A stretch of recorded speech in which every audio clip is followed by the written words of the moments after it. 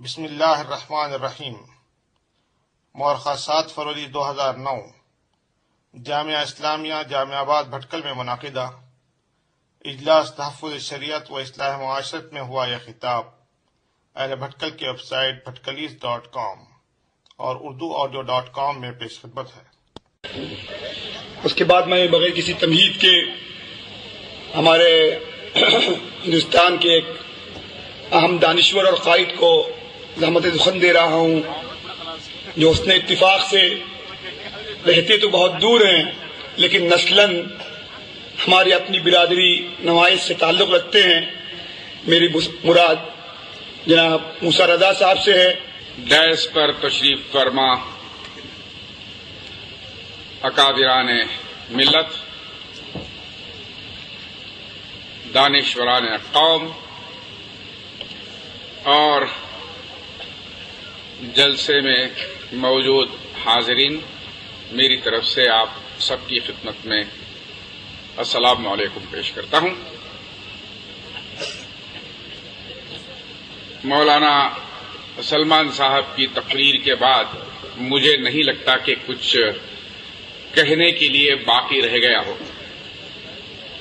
انہوں نے اتنی جامع تقریر فرمائی ہے یہاں کہ اس میں تاریخ، تہذیب، ثقافت، تقریباً اسلامی معاشرے اور اسلامی شریعت کے تمام پہلوؤں کو انہوں نے ایک مقام پر، ایک جگہ پر اکٹھا کر دیا اور بہت ہی پرجوش تقریر فرمائی ہے۔ اب میں نہیں سمجھتا کہ مجھے کچھ اس میں شامل کرنے کی جرات میں کر سکتا ہوں۔ البتہ ان کی تقریر سنتے ہوئے مجھے آج سے تقریباً 100 برس پہلے ایک مصنف T.W. آرنلڈ کے نام سے گزرا، سر تھامس آرنلڈ۔ اس نے ایک کتاب لکھی تھی، بلکہ یوں کہیے کہ وہ اسی کتاب کی وجہ سے دنیا بھر میں مشہور ہے۔ اس کتاب کا نام ہے دا پریچنگ آف اسلام، یعنی تاریخ تبلیغ اسلام۔ اور اس کتاب کے دیباچے میں لکھتا ہے کہ آج تک جتنے مورخ اسلام کی تاریخ لکھتے آئے، وہ صرف خلفاء کی تاریخ لکھی، بادشاہوں کی تاریخ لکھی، فتوحات کی تاریخ لکھی، ملک کے انتظام کی نظامیہ کی تاریخ لکھی، اقتصادیات کی تاریخ لکھی، لیکن کسی مصنف نے آج تک مبلغین اسلام کی تاریخ نہیں لکھی تھی۔ اس لیے اس نے اس کتاب کو لکھا کہ دا پریچنگ آف اسلام۔ اس کا سر سید احمد خان مرحوم نے سن 1890-1895 میں اس کا ترجمہ کروایا تھا تبلیغ اسلام کے نام سے۔ شاید وہ کتاب آج کل مفقود ہے، اس کی ری پرنٹ بھی شاید ملتی نہیں ہے۔ میرے پاس اس کا پرانا نسخہ موجود ہے میرے کتب خانے میں۔ میں نے اس کو پھر سے پرنٹ کر کے دکانوں میں اس کو بیچا جا رہا ہو، ایسا کہیں نظر نہیں آیا مجھے۔ میں سمجھتا ہوں کہ اس کو پھر سے شائع کرنے کی، ری پرنٹ کرنے کی بڑی اشد ضرورت ہے۔ میں مولانا الیاس ندوی سے درخواست کروں گا کہ اس کتاب پر آپ غور فرمائیں، اور شاید اگر اس میں کچھ اضافہ کرنا ہو، اس تاریخ کو آگے بڑھانا ہو، تو اس کو آگے بڑھا کر اس کو شائع کیا جائے۔ اس میں ایک بات جو میں یہاں ذکر کرنا چاہتا ہوں وہ یہ ہے کہ سن 1492 میں اسپین میں مسلمانوں کی حکومت کا خاتمہ ہو گیا۔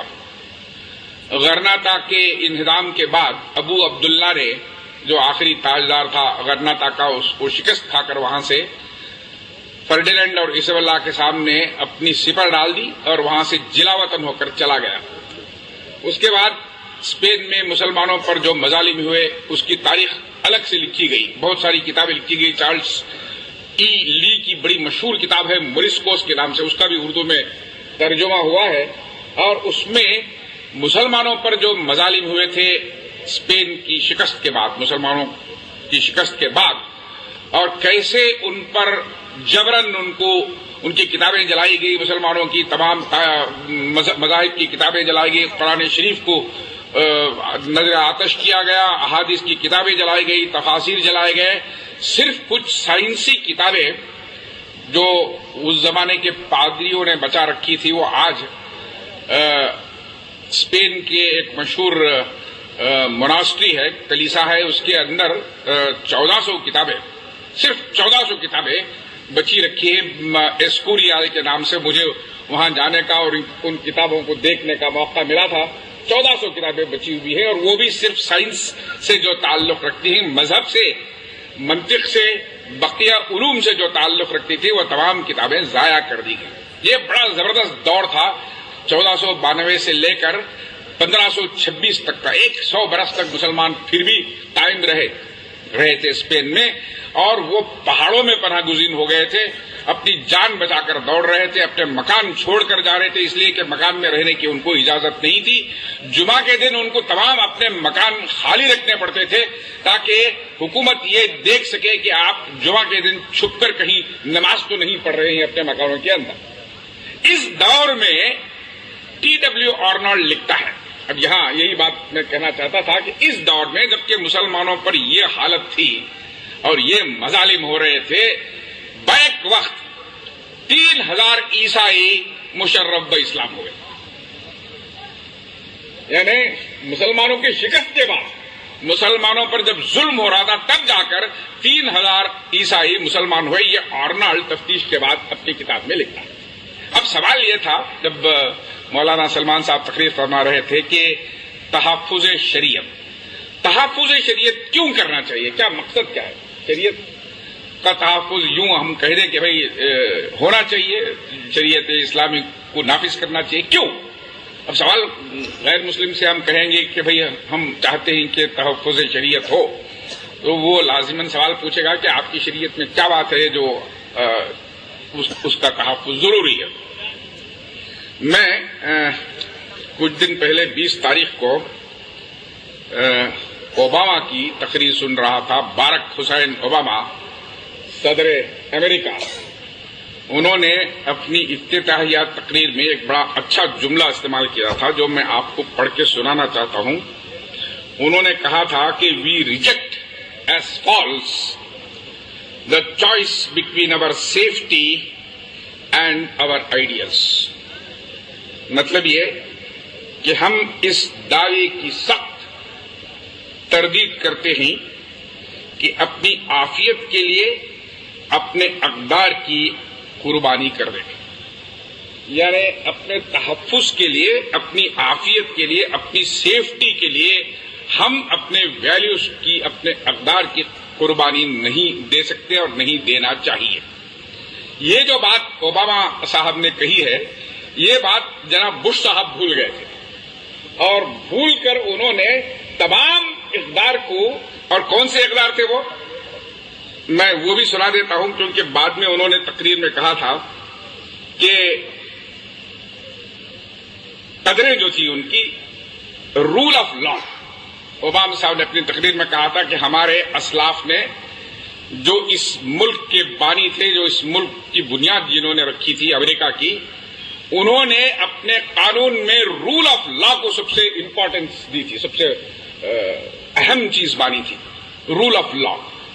اسلامی شریعت، قرآن شریف، احادیث اسی لیے آیا کہ رول آف لا کو قائم کیا جائے تمام دنیا میں. یہی چیز تھی جو امریکہ کے لوگوں نے بعد میں چل کر اپنی طرف سے اپنا کر اس کو کہا تھا کہ رول آف لا ہونا چاہیے، قانون پر نظام کا دار و مدار ہونا چاہیے. بسم اللہ الرحمن الرحیم. مورخہ 7 فروری 2009 جامعہ اسلامیہ جامعہ آباد بھٹکل میں منعقدہ اجلاس تحفظ شریعت و اصلاح معاشرت میں ہوا یہ خطاب اہل بھٹکل کی ویب سائٹ bhatkalis.com اور urduaudio.com میں پیش خدمت ہے. اس کے بعد میں بغیر کسی تمہید کے ہمارے ہندوستان کے ایک اہم دانشور اور قائد کو زحمت سخن دے رہا ہوں، جو حسن اتفاق سے رہتے تو بہت دور ہیں لیکن نسلاً ہماری اپنی برادری نوائز سے تعلق رکھتے ہیں. میری مراد جناب موسیٰ رضا صاحب سے ہے. ڈیس پر تشریف فرما اکابران ملت، دانشوران قوم اور جلسے میں موجود حاضرین، میری طرف سے آپ سب کی خدمت میں السلام علیکم پیش کرتا ہوں۔ مولانا سلمان صاحب کی تقریر کے بعد مجھے نہیں لگتا کہ کچھ کہنے کے لیے باقی رہ گیا ہو۔ انہوں نے اتنی جامع تقریر فرمائی ہے یہاں کہ اس میں تاریخ، تہذیب، ثقافت، تقریباً اسلامی معاشرے اور اسلامی شریعت کے تمام پہلوؤں کو انہوں نے ایک مقام پر، ایک جگہ پر اکٹھا کر دیا اور بہت ہی پرجوش تقریر فرمائی ہے۔ اب میں نہیں سمجھتا کہ مجھے کچھ اس میں شامل کرنے کی جرات میں کر سکتا ہوں۔ البتہ ان کی تقریر سنتے ہوئے مجھے آج سے تقریباً 100 برس پہلے ایک مصنف T.W. آرنلڈ کے نام سے گزرا، سر تھامس آرنلڈ۔ اس نے ایک کتاب لکھی تھی، بلکہ یوں کہیے کہ وہ اسی کتاب کی وجہ سے دنیا بھر میں مشہور ہے۔ اس کتاب کا نام ہے دا پریچنگ آف اسلام، یعنی تاریخ تبلیغ اسلام۔ اور اس کتاب کے دیباچے میں لکھتا ہے کہ آج تک جتنے مورخ اسلام کی تاریخ لکھتے آئے وہ صرف خلفاء کی تاریخ لکھی، بادشاہوں کی تاریخ لکھی، فتوحات کی تاریخ لکھی، ملک کے انتظام کی نظامیہ کی تاریخ لکھی، اقتصادیات کی تاریخ لکھی، لیکن کسی مصنف نے آج تک مبلغین اسلام کی تاریخ نہیں لکھی تھی۔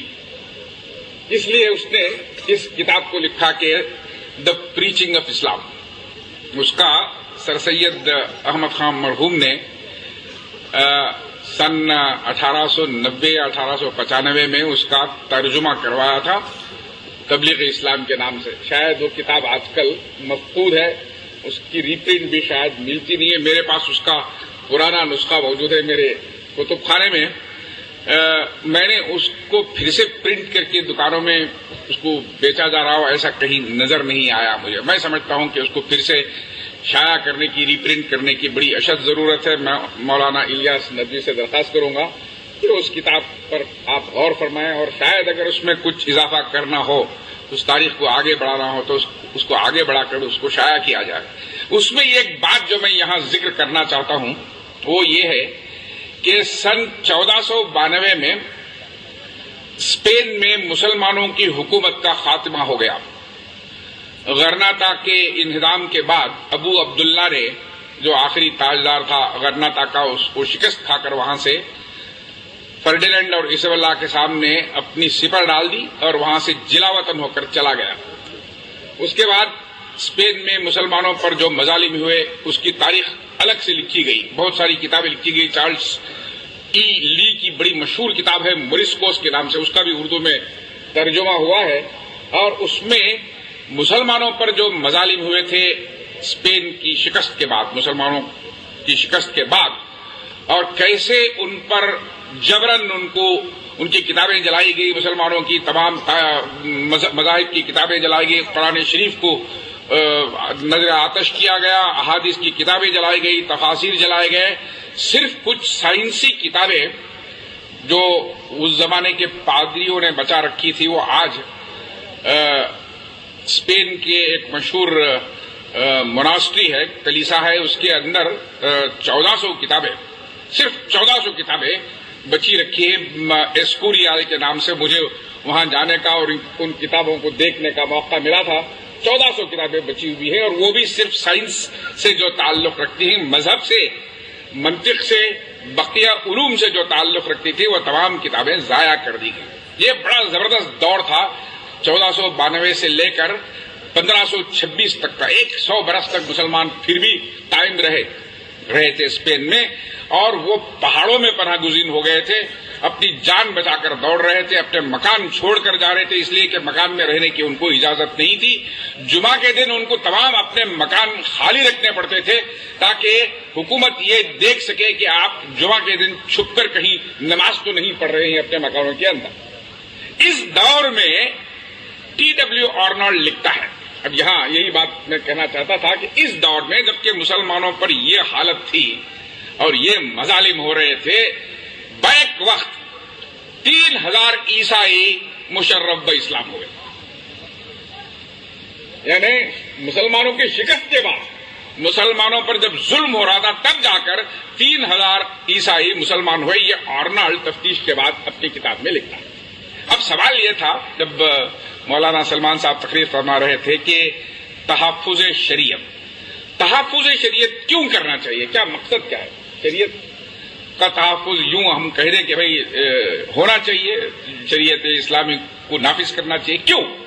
اب سوال غیر مسلم سے ہم کہیں گے کہ بھئی ہم چاہتے ہیں کہ تحفظ شریعت ہو، تو وہ لازماً سوال پوچھے گا کہ آپ کی شریعت میں کیا بات ہے جو اس کا تحفظ ضروری ہے۔ میں کچھ دن پہلے 20 تاریخ کو اوباما کی تقریر سن رہا تھا، باراک حسین اوباما صدر امریکہ۔ انہوں نے اپنی افتتاحیہ تقریر میں ایک بڑا اچھا جملہ استعمال کیا تھا جو میں آپ کو پڑھ کے سنانا چاہتا ہوں۔ انہوں نے کہا تھا کہ we reject as false the choice between our safety and our ideals۔ مطلب یہ کہ ہم اس دعوے کی سخت تردید کرتے ہیں